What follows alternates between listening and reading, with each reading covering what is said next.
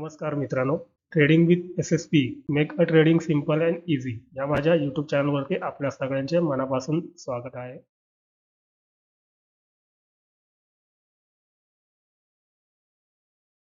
माफ करा मित्रांनो, आज मला लाईव्ह व्हिडिओ टाकता आला नाही कारण आज मी मार्केटमध्ये ॲक्टिव्ह नव्हतो. मला थोडं काम होतं, त्याच्यामुळे मी बाहेर होतो आज दिवसभर. त्याच्यामुळे आज मी ट्रेड केलेला नाहीये.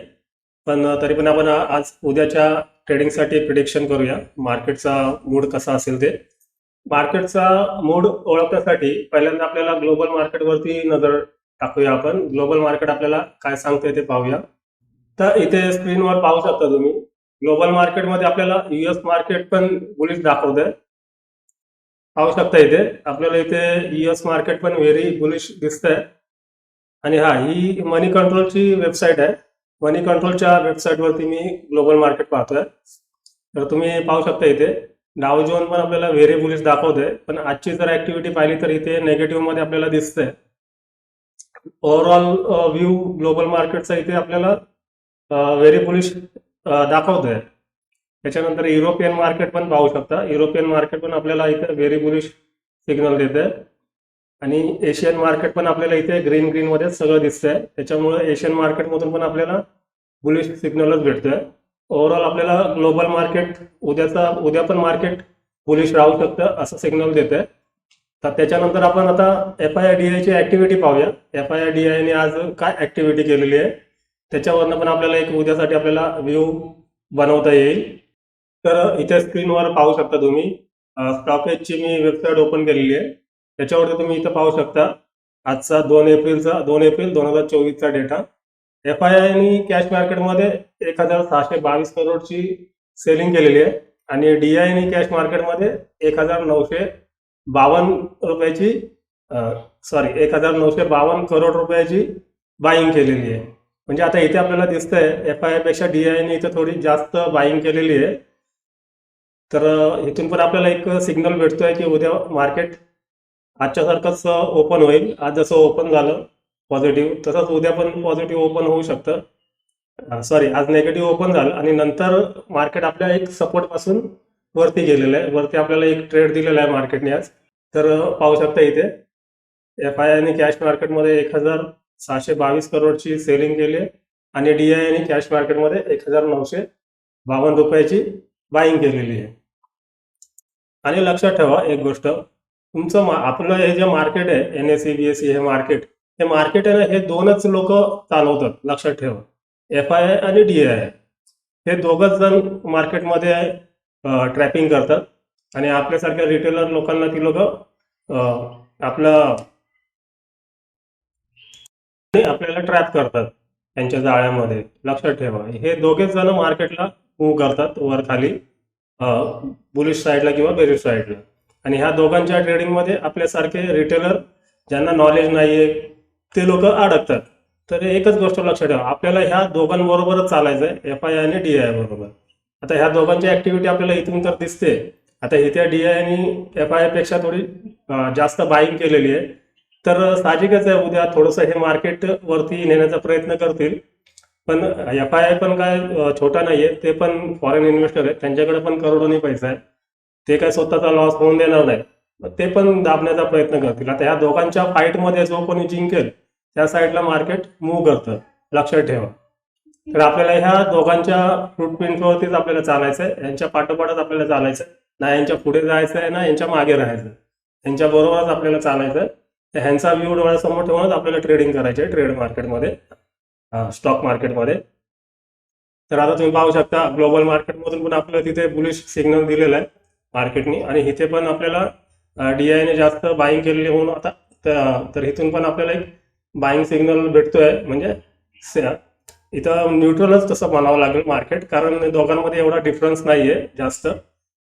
FII ने 1622 करोडची सेलिंग केली आणि DI ने 1952 करोडची बाईंग केलेली. त्याच्यामुळे दोघांमध्ये एवढा डिफरन्स नाहीये. तर दोघे पण आपला जोर लावतील. हे दोघं पण आपला स्वतःचा पैसा ते लॉस करणार नाही. त्या दोघांच्या फाईटमध्ये आपलाच पैसा जाणार आहे रिटेलर लोकांचा. तर आपल्याला आता ह्या दोघांमधून जो स्ट्रॉंग होईल त्याच्या बाजूने आपल्याला ट्रेड करायचा आहे. तर सध्या तरी आपल्याला इथे DI स्ट्रॉंग दिसतोय, कारण DI ने FI पेक्षा जास्त बाईंग केलेली आहे. तर इथून पण आपल्याला एक बाईंग सिग्नल भेटतोय. सॉरी, तर इथून पण आपल्याला एक बुलिश सिग्नल भेटतोय. ग्लोबल मार्केट आणि FI या दोन्ही मधून आपल्याला एक बुलिश सिग्नल भेटलेला आहे. आता आपण डेली कॅन्डल बघूया आपल्याला काय सांगते चार्टवरती, स्क्रीनवरती. इथं आपल्याला डेली कॅन्डल पण आपल्याला इथे जरा इनडिसिजन कॅन्डल दिसते, पाहू शकता तुम्ही. असं झूम करतो म्हणजे तुम्हाला व्यवस्थित दिसेल. पाहू शकता इथे इथं वरती रेजिस्टन्स आहे. या रेजिस्टन्सला आता सध्या मार्केट क्लोज झालेलं आहे आणि रेजिस्टन्सलाच मार्केट आहे. तर इथे आपण पाहू शकतो, आपण पाहू शकता इथे आपल्याला इनडिसिजन कॅन्डल बनलेले दिसलेले आहे. आणि कालची पण कॅन्डल तुम्ही पाहिली तर कालची पण कॅन्डल आपल्याला इथे इनडिसिजन कॅन्डल दिसते. त्याचप्रमाणे आज पण मार्केट कालच्या सारखंच होतं, बघा तुम्ही पाहू शकता. तर आज पण आपल्याला इनडिसिजन कॅन्डल दिसते, म्हणजे इथून आपल्याला काही सिग्नल भेटत नाहीये, न्यूट्रल सिग्नल दिसतोय. तर ग्लोबल मार्केट आणि FI चा डेटा हे दोघं आपल्याला बुलिश सिग्नल देत आहेत आणि डेली टाइम फ्रेम मध्ये आपल्याला डेली कॅन्डल न्यूट्रल सिग्नल देते. तर आणि मार्केट सध्या रेजिस्टन्सला आहे. तर चान्सेस आहे की उद्या हा रेजिस्टन्स ब्रेक पण करेल. मार्केट ब्रेक केलं तर मार्केट बुलिश राहील आणि समजा ह्या रेजिस्टन्सच्या खाली असेल मार्केट तर दोन्ही साईडला ट्रेड होतील, म्हणजे मार्केट बेरिश राहील. आणि रेजिस्टन्स ब्रेक केला तर मार्केट 100% बुलिश राहील. तर आपण आता लेवल ड्रॉ करूया आपल्या उद्याच्या ट्रेडिंगसाठी. तर सपोर्ट आणि रेजिस्टन्स ड्रॉ करण्यासाठी आपल्याला पहिल्यांदा 15 मिनिटाचा टाइम फ्रेम यूज करायचा आहे. पाहू शकता इथे मी 15 मिनिटचा टाइम फ्रेम प्लॉट केलेला आहे. आणि सपोर्ट रेजिस्टन्स कसा ड्रॉ करायचा हे मी प्रत्येक व्हिडिओमध्ये सांगत असतो, तरी पण मी पुन्हा सांगतो. क्लोजिंग प्राइसच्या खाली आपल्याला सपोर्ट ड्रॉ करायच्यात आणि क्लोजिंग प्राइसच्या वरती आपल्याला रेजिस्टन्स ड्रॉ करायचे. तर आता इथे पाहू शकता इथे क्लोजिंग 22,464ला क्लोजिंग झालेली आहे. तर या क्लोजिंग प्राइसच्या खाली पहिला स्विंग आपल्याला पाहायचा आहे. कुठे पहिला स्विंग? तर इथे आपल्याला इथे दिसतोय हा पहिला स्विंग. हा पहिला स्विंग आपला पहिला सपोर्ट झाला. तर आपण तो एक सपोर्ट ड्रॉ करूया. पाहू शकता इथे पहिला सपोर्ट आपल्याला भेटलेला आहे. त्याच्यानंतर अजून खाली आपल्याला कुठे सपोर्ट भेटतोय का पाहूया. त्याच्यानंतर पहिल्या सपोर्ट नंतर पहिला स्विंग कुठे? इथे इथे दिसतोय आपल्याला. तर हा एक स्विंग आपण हा एक आपण सपोर्ट ड्रॉ करूया. इथून एक हॉरिझॉन्टल लाईन घेऊन पाहू शकता इथे आपल्याला एक सपोर्ट अजून भेटलेला आहे क्लोजिंग प्राइसच्या खाली. अजून खाली पाहायचं आहे आपल्याला, अजून कुठे सपोर्ट भेटतोय का. इथे पाहू शकता इथे पण एक सपोर्ट आहे, तो पण सपोर्ट आपण ड्रॉ करूया. पाहू शकता इथे क्लोजिंग प्राइसच्या खाली आपल्याला 3 सपोर्ट भेटलेले आहेत. तर क्लोजिंग प्राइसच्या वरती तर एकच रेजिस्टन्स आहे, तो मेन रेजिस्टन्स आहे, मार्केटचा ऑल टाइम हाय आहे. तो ब्रेक केला तर मार्केट वरतीच जाणार आहे कॉल साईडला. तर आपण हा एक रेजिस्टन्स ड्रॉ करूया. त्यासाठी आपल्याला 4 लेवल भेटलेले आहेत. तर आजच्या आपल्या प्रिडिक्शनच्या हिशोबाने उद्याचा पण आपला व्ह्यू बुलिशच असणार आहे. तर उद्या आपण कॉल साईडला ट्रेड करण्याचा प्रयत्न करूया. आणि जसं मी सांगितलं तुम्हाला परवाच्या लाईव्ह ट्रेडिंगच्या व्हिडिओमध्ये, आपला जो व्ह्यू आहे त्या व्ह्यू वरती आपण ठाम राहायचं. त्याच व्ह्यू प्रमाणे आपल्याला ट्रेड शोधायचे मार्केटमध्ये. आता माझा व्ह्यू बुलिश आहे तर मी बुलिश ट्रेड शोधणार, बेरिश साईडला इंक्रीज करणार नाही. कारण कसं आहे मार्केटमध्ये प्रत्येकाचा सेम व्ह्यू नसतो, लक्षात ठेवा तुम्ही. कोणाचाही एकसारखाच व्ह्यू नसू शकतो मार्केटमध्ये, प्रत्येकाचा वेगवेगळा व्ह्यू असतो. तर जसा माझा बुलिश व्ह्यू आहे तर समोरच्याचा दुसऱ्याचा बेरिश व्ह्यू असू शकतो. त्याच्यामुळं मार्केट आपला जो व्ह्यू आहे त्या व्ह्यू वरती आपण ठाम राहायचं आणि त्या व्ह्यू प्रमाणेच आपल्याला ट्रेडिंग करायचे. आता आपला व्ह्यू बुलिश आहे तर आपण कॉल साईडला ट्रेड शोधण्याचा प्रयत्न करायचा, आणि जर बेरिश व्ह्यू असेल तर पुट साईडला ट्रेड शोधण्याचा प्रयत्न करायचा. आता तुमचा व्ह्यू बुलिश आहे आणि तुम्हाला खाली जाताना दिसेल तर लगेच तुम्ही पुट साईडला एंट्री करा. पण नंतर तुम्ही एंट्री केल्यानंतर मग मार्केट वरती जाणार. मग तुम्ही विचार करणार, अरे माझा व्ह्यू बेरिश आहे, मी बेरिश साईडला ट्रेड घेतला पण मार्केट परत वरती का गेलं. कारण हेच तर मार्केटची सायकोलॉजी आहे. तुम्ही जेव्हा एंट्री करता तेव्हा मार्केट वरती जातं आणि जेव्हा एक्झिट करता तेव्हा खाली येतं. त्याच्यामुळं असं तुम्ही करू नका. जो तुमचा व्ह्यू आहे त्या व्ह्यू प्रमाणेच ठाम राहायचं. आपल्या व्ह्यूच्या अपोजिट ट्रेडच नाही करायचा. भले आपलं प्रिडिक्शन चुकीचं असून द्या, काय फरक पडत नाही. कोणाचंही प्रिडिक्शन चुकीचं नसतं. आणि मी आता जसं सांगितलं तुम्हाला, प्रत्येकाचा व्ह्यू वेगळा असू शकतो, एकसारखाच व्ह्यू कोणाचाच नसू शकतो, लक्षात ठेवा. त्याच्यामुळे तुमचं जे प्रिडिक्शन आहे किंवा तुम्ही जे अनालिसिस केलंय त्याप्रमाणेच तुम्हाला एंट्री करायची आहे मार्केटमध्ये. भले तुमच्या व्ह्यूच्या प्रमाणे तुमचा ट्रेड नाही झाला तरी काही हरकत नाही, पण पैसे लॉस होण्यापेक्षा ट्रेड नाही झालेला परवडेल, कारण आपला मनी तरी लूज होणार नाही, आपलं कॅपिटल लूज होणार नाही. त्याच्यामुळे आपल्या व्ह्यूवरती ठाम राहायचं, जो आपला व्ह्यू आहे त्या व्ह्यू प्रमाणेच ट्रेड शोधण्याचा प्रयत्न करायचा आणि ट्रेडमध्ये एंट्री करायची.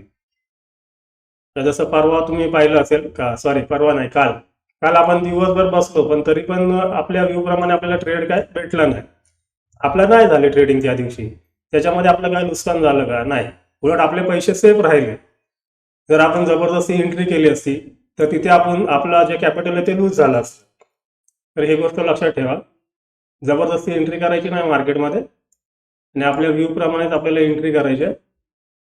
आणि आपण ट्रेडच्या मागे धावायचं नाही, ट्रेडला आपल्यापर्यंत येऊन द्यायचं आणि मगच आपण ट्रेडमध्ये एंट्री करायची. आपण स्वतः ट्रेडच्या मागे नाही धावायचं, कधीच नाही धावायचं. लक्षात ठेवा ही गोष्ट कायमची.